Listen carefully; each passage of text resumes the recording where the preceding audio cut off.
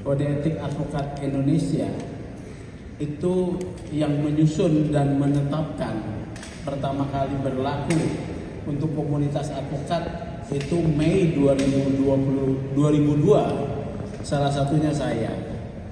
Jadi Bareskrim mengirim surat kepada organisasi kami untuk meminta saya sebagai ahli kode etik advokat. Saya tidak tahu permintaan keterangan tersebut ada 7 laporan polisi terhadap saudara AL.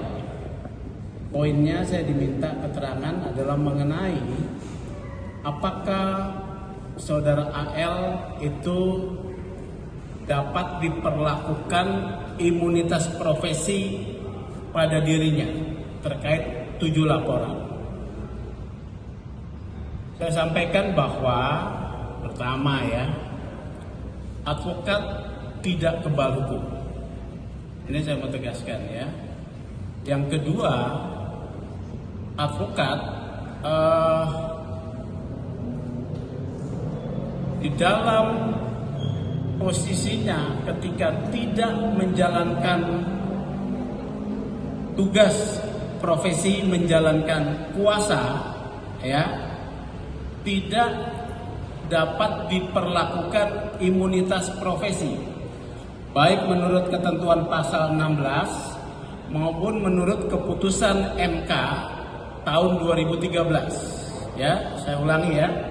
Seorang advokat yang tidak sedang menjalankan tugasnya, menjalankan kuasa, dia tidak dilindungi imunitas profesi, tetapi adalah subjek hukum pribadi.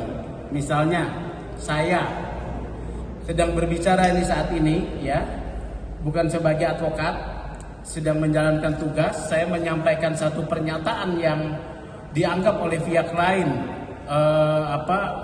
menyerang kehormatannya, saya bisa dilaporkan. Itu yang pertama. Yang kedua, advokat diperlakukan imunitas profesi apabila seorang advokat itu menjalankan tugas profesinya dengan itikat baik. Apa itu itikat baik? Ya, menurut saya sebagai ahli, itikat baik selain ketentuan yang diatur dalam Undang-Undang pasal 16 Undang-Undang nomor 18 tahun 2003 beserta penjelasan pasal 16 yang menyatakan itikat baik adalah bertindak berdasarkan hukum. Ya, itu menurut undang-undang. Tetapi sebagai pembentuk penyusun kode etik, kami memperlakukan bahwa itikat baik juga ketika menjalankan tugasnya menegakkan kebenaran dan keadilan, seorang advokat harus berdasarkan hukum, kode etik, dan sumpah jabatan. Ya, di dalam kode etik diatur, ya, ketika dia bertindak, dia harus bersikap menghormati dan sopan pada semua pihak. Ini ketika dia sedang menjalankan tugasnya ya. Jadi ketika kalaupun dia sedang menjalankan tugasnya ternyata ada dugaan dia bertindak dengan itikat tidak baik, apabila ada laporan bisa saja diperiksa. Nah, 2 poin itu saja yang saya mau sampaikan garis besarnya sebagai ahli ya.